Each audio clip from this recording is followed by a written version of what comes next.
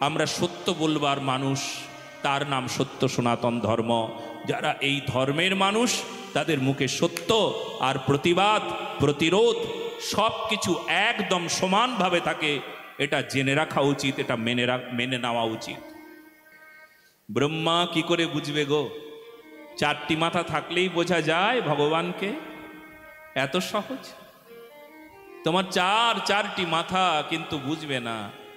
আমাদের মাত্র একটা মাথা, আমরা কি করে বুঝবো? তাই অনেকে বুঝি না। কৃষ্ণ সম্পর্কে অনেকেই কত নিন্দাই করে ফেলি। আমাদের সত্য সনাতন ধর্ম সম্পর্কে কতজন নিন্দা করি। আজও রিয়ালিটি শোগুলোতে কখনো দেখতে পাওয়া যায় ভগবান কৃষ্ণ, রাধা রানী, গোপীরা এই সমস্ত সেজে এমন দৃশ্যকে তৈরি করে যেখানে সনাতন ধর্মের উপর একটা তর্জনী নির্দেশ করে, একটা আঙ্গুল দেখানোর জায়গা তৈরি করে দেয়।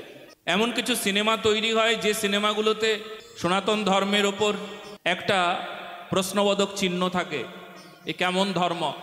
এবারও লজ্জার বিষয়, আপনারা কখনো প্রতিবাদ করেছেন? কখনো প্রতিবাদ করেন? ধর্মের উপর এমনভাবে অত্যাচার হচ্ছে সেটা আমরা জেনেও চুপ করে থাকি। অনেকেই কেউ বুঝবার চেষ্টা করি না, জানার চেষ্টা করি না। সত্য সনাতন ধর্ম এই প্রকার ধর্ম।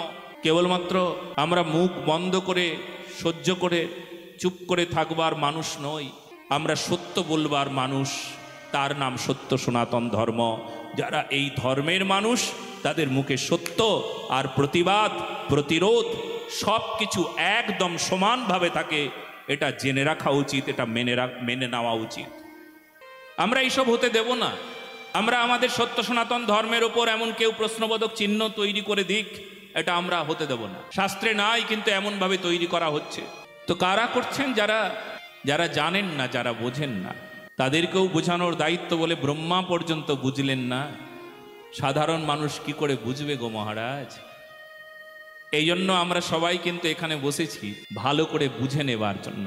কতজন নাস্তিক থেকে আস্তিক হয়ে যায় এই মঞ্চের সামনে এসে বসে, কতজন অসাধু সাধু হয়ে যায় এই মঞ্চের সামনে বসে। যে কথাগুলো আপনার কানে যাবে সেই কথাগুলো তো আসলে কথা নয়, সাক্ষাৎ শক্তি, সাক্ষাৎ মন্ত্র।